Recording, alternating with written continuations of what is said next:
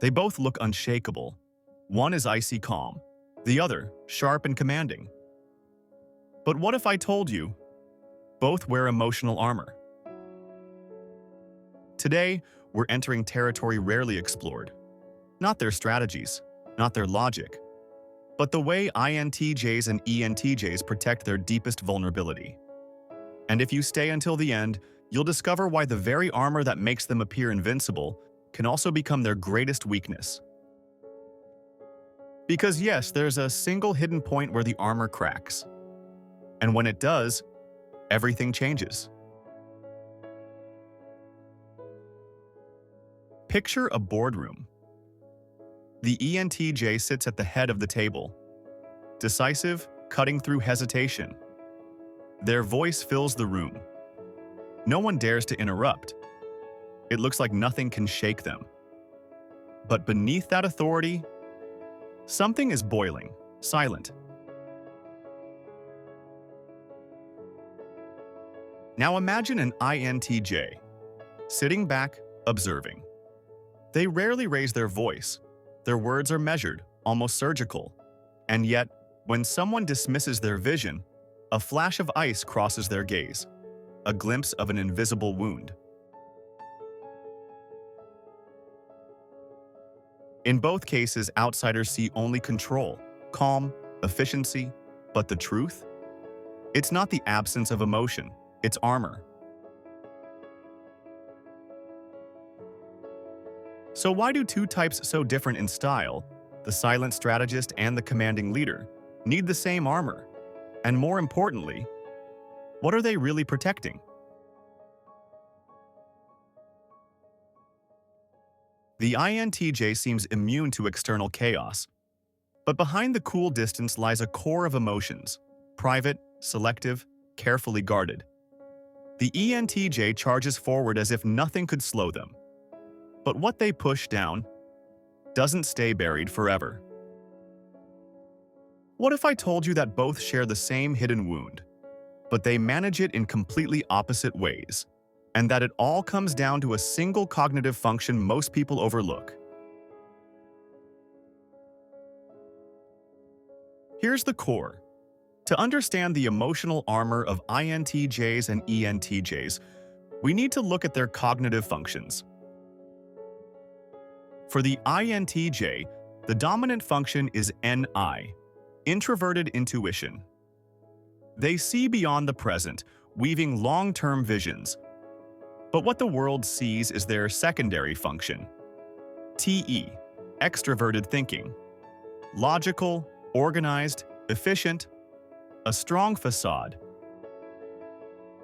Behind that, though, lies their tertiary FI, introverted feeling. And here's where the armor forms. The INTJ's FI is not casual. It's deep, selective, almost sacred, a private code of values and emotional truths. But because it's so personal, it's hidden, guarded behind TE like a vault within a fortress. The result? They appear cold, even unfeeling. In reality, it's just a shield, protecting a core that feels intensely. The ENTJ, on the other hand, flips the order. Their dominant function is TE, extroverted thinking, fast, efficient, pragmatic. Paired with NI, they become master strategists. But their weakest function is inferior FI, introverted feeling. And this is where the armor becomes dangerous. The ENTJ doesn't quietly safeguard FI. They suppress it. They push it down, treating it as irrelevant or even disruptive. Until one day, it bursts. Sometimes as explosive anger, other times as sudden burnout after years of iron control. If the INTJ is an ice fortress hiding an inner fire, the ENTJ is a dam holding back a raging river. In both cases, the armor protects FI, that vulnerable, deeply human core. But when the armor cracks, what comes out can be devastating. So how does this play out in the real world? The INTJ may look untouchable, but if you betray their inner values, even once, the door closes forever. There is no reopening it. The ENTJ can endure years of pressure without complaint.